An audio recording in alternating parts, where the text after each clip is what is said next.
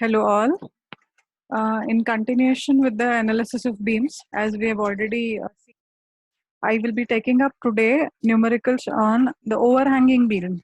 You have already studied the different kinds of beams, that is simply supported beam, hinged beams, hinged and a roller beam, cantilever beam, and an overhanging beam.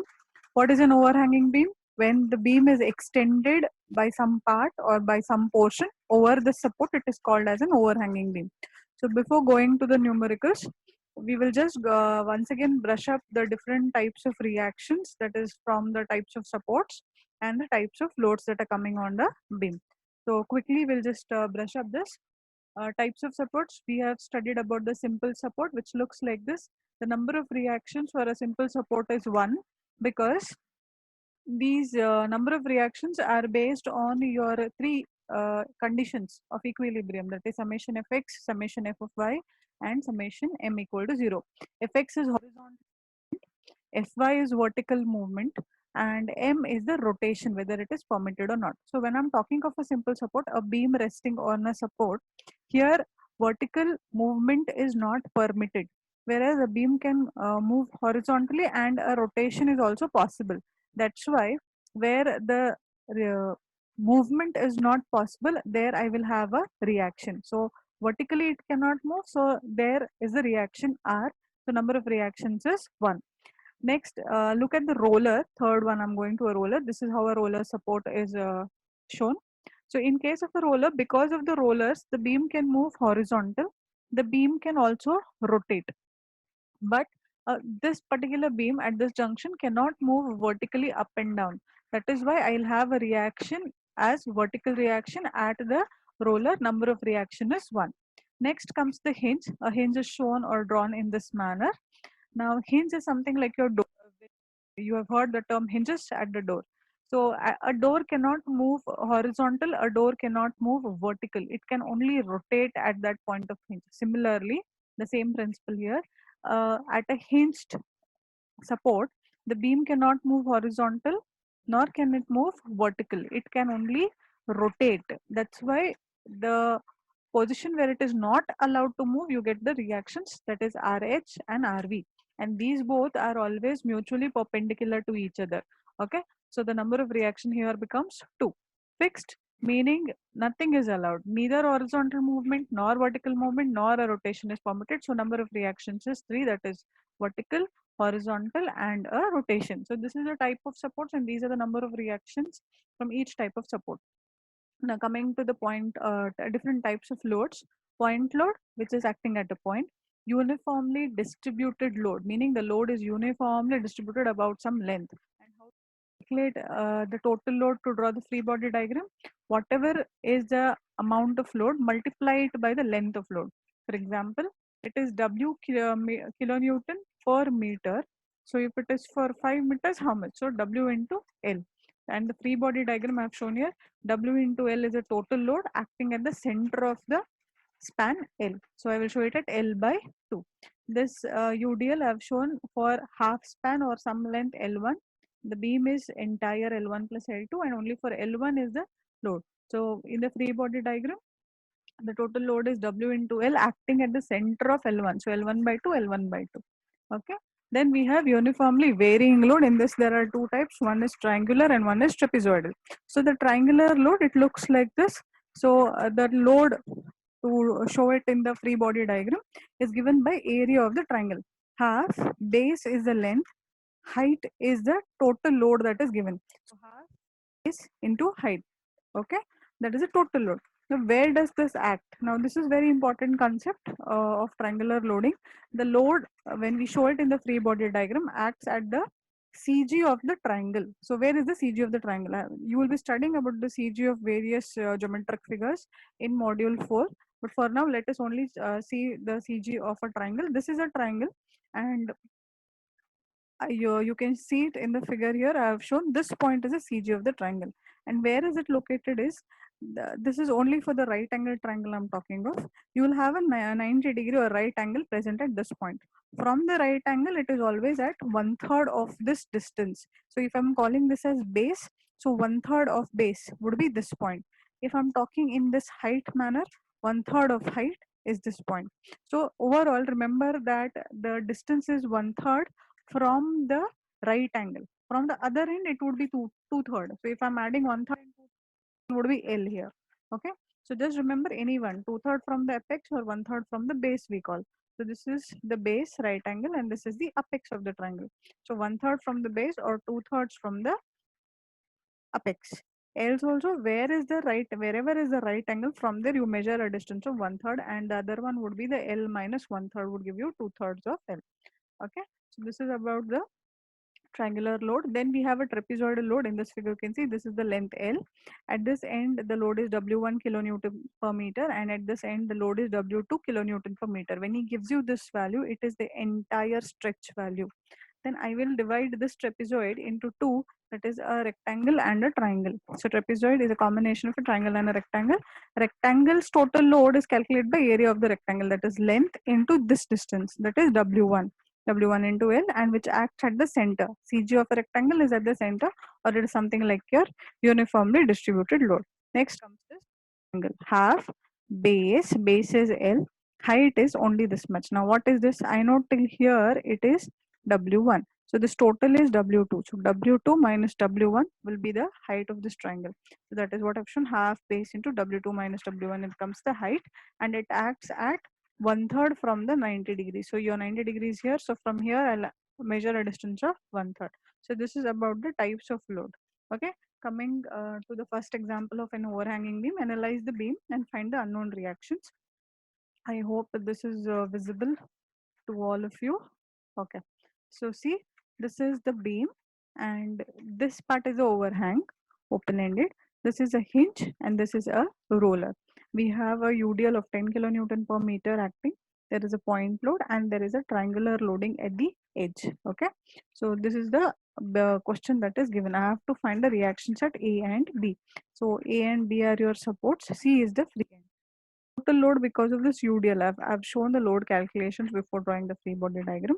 So it is 10 kilonewton acting for per meter, which is extended for 2 meters. So 10 into 2 gives me 20 kilonewton. Where will it act? It acts at the center of this 2. That is half of 2, 1 meter. Total load because of the triangle. Half base into height. Base is 2, height is 15. Half base into height, 15 kilonewton acting where? Now where is the 90 degree here? This is the 90 degree. From here you come at 1/3 distance. So 1/3 of this 2. So acting at 1/3 of 2.67 from the distance B.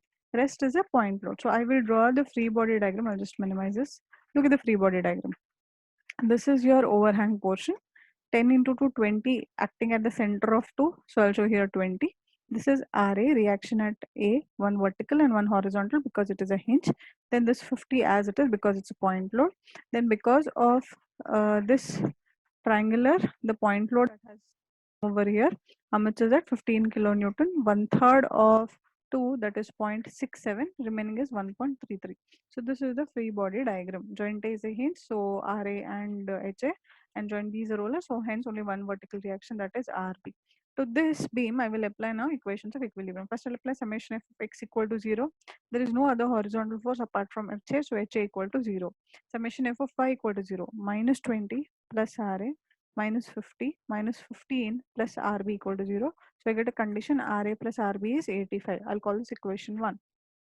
Next, I have to take moment. Usually, I prefer taking moments towards the left side because then you get clockwise on in all the regular numericals. Only in cantilevers, if the cantilever is towards the left, you get one anti-clockwise. So now I'm taking moment at A. When I'm taking moment at this point, these two forces are passing through A, it is 0. 20 goes to A in anti-clockwise with a perpendicular distance 1. 20 into 1, 50 into 2, 15 into this total distance minus RP into the span, that is 6 meters. So here 15 to 2, 15 into 5.33, that 5.33 is 2 plus 2 plus 1.33. I've written here 2 plus 2 plus 1 and minus RB into 6 because this RB is upward force. This goes to A in anti-clockwise direction. So minus RB into 6 is equal to 0. In this entire equation, only RB is unknown. I will get this equation and solve for RB. I got the value of RB. Substitute this RB in this equation, you get the value of RA. So RA and RB. You have found the number of or the values of the reaction RA and RB for this particular figure. I hope I'm clear. Then we'll take up the second example. In this example, overhang is on both the portions. See, this is also the overhanging, this is also the overhanging. These are the two supports. Okay, so there is a UDL, there is a roller, there's an inclined load of 20 newtons acting at 45 degree, and there's a point load 30, and there is a triangular loading 30 kilonewton per meter, and this is the span of the triangular loading. A and B are your supports, and C and D are your free ends. Okay, the above is a overhanging beam on both the ends. Support A is a roller, so only one reaction. Support B is a hinge, so I'll have two reactions, HA and RA. Now let us calculate total load. Total load because of UDL, 10 is acting for 2.5, so 10 into 2.5 makes it 25, acting at center of 2.5, that is half of 2.5, 1.25 meters. When I'm drawing free body diagram, it is here at the center of 2.5. Then comes the triangular loading. Half base is to height is 30. Half base into height. 2 and 30, these two go 30 kilonewton. Where does it act? This is the 90 degree. From the 90 degree, it is 1/3 distance. So from here, 1/3 of 2, that is 0.67. Remaining would be 1.3 free body diagram. So here you go with the free body diagram, trying to get everything in one page. Let's see. Okay, so this 10 into 2.5, 25 acting at the center. Then I have a reaction RA. Then this inclined, this is a fourth quadrant force, so plus X minus Y. So 20 cos 45 minus 20 sin 45. This 30 as it is. RB comes vertical and HB at this point because it is a hinge, and from this at 1.33 I have 30 kilonewton. I have calculated here how 30 showing like this. Show all the details of the lengths, very important, because if you go wrong in lengths, the moment equation goes wrong. Now this is the free body diagram. So this free body diagram, apply the three equations of equilibrium. So summation f of x equal to 0. If you see for fx, only this one x force and there is one h. So it is HA positive plus 20 cos 45 equal to 0. So HA is minus 14.4. You get a HA value negative. Negative indicates I have considered sign convention. It is opposite to that. So no issues. Then we'll apply summation f of y to this numerical. Minus 20 plus RA minus 20 sin 45 minus 30 plus RB minus 30. Okay, so I get RA plus RB some value. So keep it as equation 1. Then let us take moments at A. 25 into 1.25 anti-clockwise, 20 sin 45 into 1 clockwise, 30 into 1, 2, 3, 3 clockwise. RB goes to M anti-clockwise, so minus RB into 4, and then 30 into 5.33 clockwise. So here it is. How 5.33, 4 plus 1.33. I have written all the data. Just go through. In this entire equation, only RB is unknown. So substitute and get the value of RB. Once you get the value of RB, we'll go to equation 1. RB is 99.14 minus RA. Substitute, I get the value of RA and RB. Okay. So that is about your second numerical on overhanging beam. And then comes the third numerical, one of the important questions also asked in one of the papers. Analyze and find the unknown reactions. If you observe carefully, this is the overhang portion. And if you see, this looks like one triangle and this looks like one trapezoid. Okay, it is like this only given in the paper. Now what I do, this particular triangle, I will break it into two right angle triangle. One is this, one is this. So I've named here 1, 2. Okay. Both now became right angled triangle. Then we have a trapezoid. I'll break the trapezoid into a triangle and a rectangle like this. This is 30, this is 45. Draw a straight line. So this entire height is 30. This entire is 45, in that this is 30, so remaining is 15. Support A is the roller, one reaction. Support B is the hinge, so two reactions. The above triangular load and trapezoidal load has been divided into, that is 1, 2, 3 and 4. It is shown here as shown. So part 1 is a triangular loading, so I have to calculate. It is area half, base is 2, height is 30, half base into height 30 kilonewton. Where does it act? Now this is the 90 degree. From here it is 1/3 of this length, so it acts at 1/3 of 2.67 from point A. Okay. Second part. Second is also a triangle. Half, base is 3, height is 30. So half, base is 3, height is this. I get the value. Where does it act? In this triangle, where is the right angle? At here. So from here, 1/3 of this distance, that is 3. So at 1/3 of 3, that is 1 meter from point A. So these two are done. Next we have part 3, that is a rectangle. Area of a rectangle, this length, that is 4, into this height, that is 30.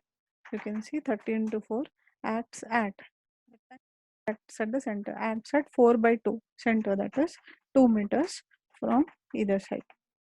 Fourth one is again a triangle. So total load is given by area of a triangle. Half, base is 4, height only this much I want. This entire thing is 45, in that this is 30, so remaining is 15. So half base into height 15 acts where? This is a 90 degree. From here 1/3 of 4, so acts at 1/3 of 4, 1.33 from B. I've shown the same thing in the free body diagram now. This is of triangle 1 or component 1 acting at 0.67. This is second triangle, 2 triangle, 3 is a rectangle, 4 is a triangle again. This is 1/3 of 4, and this is 4 divided by 2, 2 meters. So once this is done, then the further procedure is simple, but doing this is important, and showing these distances and the remaining distances is very important. Okay, once this is done, apply summation f of x. There is no horizontal force, only hb, so hb is 0. Summation f of y, minus 30 plus ra minus 45 minus 120 minus 30 plus rb, okay, equal to 0. So I get an equation where ra and rb are unknown, and I keep it as it is. Then I take moment at a. 30 into 0.67 minus sign because this goes in anticlockwise, plus 45 into 1 plus 120 into 3 plus 30 into 5.67. Now see, 30 into this distance. Either I'll measure, or I know that this total is 7, in that this is 1.33. So 7 minus 1.33 also gives me 5.67 minus RB goes how? Anticlockwise, minus RB into 7 equal to 0. Solve this equation, only RB is unknown, you get the value of RB. Once you get the value of RB, you will substitute in RA plus RB equation, get the value of RA. So these are how that. There is no much change when you solve the sums on overhanging beams. You will follow the same criteria of summation f x, summation f of y, and moment. If the overhang portion is towards the left, your moment becomes negative. If it is towards the right, then your moment also is positive.